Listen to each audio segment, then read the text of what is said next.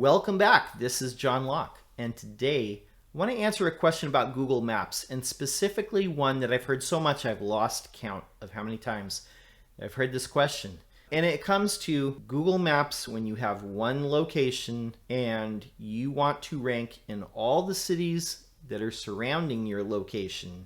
You don't know how to do it. You've heard people promise that they can make you rank higher in the map in all these surrounding cities. And I'm here to tell you it's very unlikely that that happens if you have a lot of competition or if there are a lot of similar businesses that are around. And I'm going to tell you why. First off, Google Maps, consider it separate from the rest of the search page. When you type something in and you're looking to see where you rank, you see the ads up at the top, you see Google Ads, then you see the Google Map, the little 3-pack map, and then you see the regular organic results. Everybody wants to rank in the map because of where it's placed within the page. It's directly below the ads. It's usually one of the first organic elements that you see. Sometimes it's arranged a little bit differently and that map might not be the very first thing, but a lot of the times it is. And so everybody wants to rank in the map. Okay, Google Maps is essentially a driving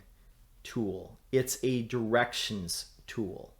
And that's primarily what it's for. If there are closer businesses that are similar to yours that your customers in surrounding cities can find and get to there on foot, by bus, by bike, by car, then Google is going to show those in the map, and it's unlikely that it's going to show your business, which is 40 miles away. It's just not going to happen. And there's really not much that you can do about it, despite what people say, despite what people promise. It's just not going to happen, so don't get hung up on it. And I'll even go as far as to say this isn't even a hidden thing. When you go into Google Ads and you can run different types of ad campaigns like search, display, maps. With the maps, one of the things that they look at is what are you counting as a conversion?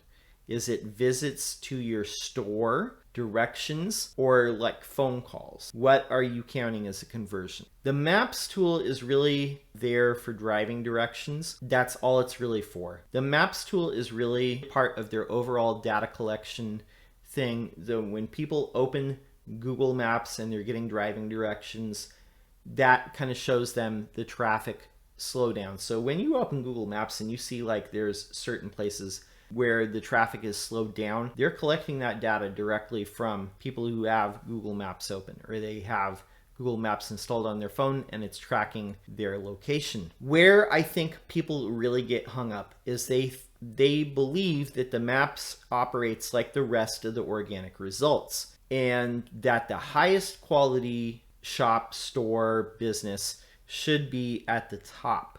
That's why they have this conception of the Maps feature that's within the search results page being similar to the rest of the organic results. And it really is not. And I think a lot of people sell snake oil when it comes to this too. They promise that they can make you rank higher in the map. And I haven't seen a lot of evidence to support that, especially in recent years. It's very geared toward proximity. Proximity is one of the main factors when it comes to the Google Maps ranking. How close is that person searching to the actual business?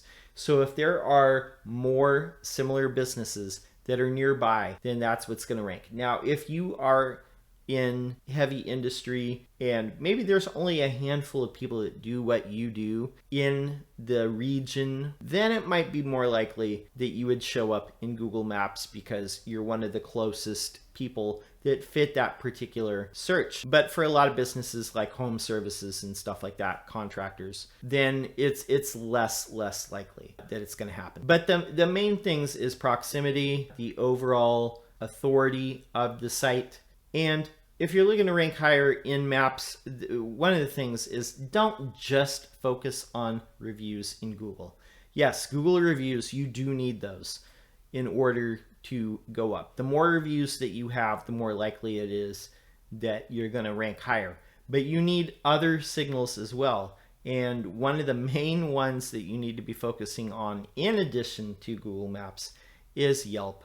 And I hate to say this, but Google really does lean on Yelp, and it trusts it as a place where people leave legitimate reviews. Yelp is very strict on vetting reviews, and they'll filter out a lot of them algorithmically, and maybe they're legit and maybe they're not. They are pretty stringent about reviews, and so any reviews that do end up sticking, those are considered pretty legitimate. So you need to be aggressive about getting reviews on that platform as well if you have a business that qualifies for that, which most of them are. The other brand signals that are out there as far as links to your site, making sure you have all your social profiles, making sure that you have a site that allows people to contact you and gives information about who is behind the business. Those things play into it as well, but you will see Google Maps listings as well that kind of go up and then sometimes they'll fade out of the top echelon there,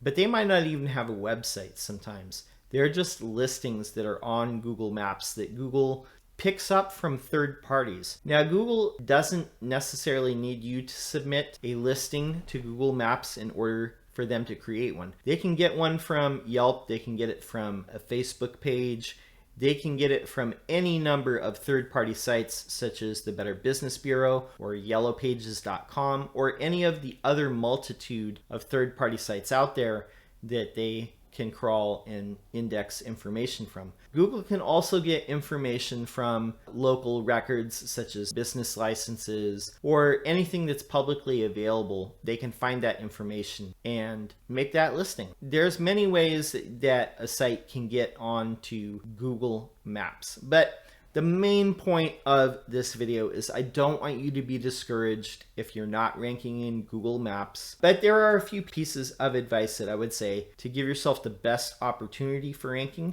Make sure that you have a clear visible sign that is on either on the outer part of your building or is part of your photos on your Google My Business listing. Make sure you have all your information filled out. Make sure that you're in the correct business category, the main category. I think you can pick up to 3, but make sure you have the correct categories there. Make sure that your phone number that's listed on your Google My Business is the same as it is represented on your website and all the other third-party listings that are out there. Make sure that your address matches your Google My Business and your site and the third-party listings everywhere. And if you can, make sure that you have photos of all the different things like the interior of your business, your team, the exterior of your business.